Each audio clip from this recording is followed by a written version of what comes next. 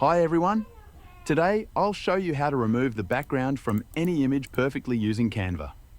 It's super simple and works like magic. Let's get started. First, go to your Chrome browser and type Canva in the search bar. Log in to Canva and create a new design. You can select a template size, like Instagram post or custom dimensions.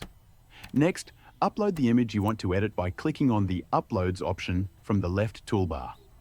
Once uploaded, drag and drop the image onto your canvas and go to BG Remover and see magic. The picture background remove. Tips for you. If you're using the free version of Canva, you can try the Pro version's 30-day trial to access this feature. That's it! You've just learned how to remove backgrounds perfectly using Canva. If you found this tutorial helpful, please like this video, comment below with your feedback, and subscribe to my channel for more Canva tips and Bangla. Thank you for watching.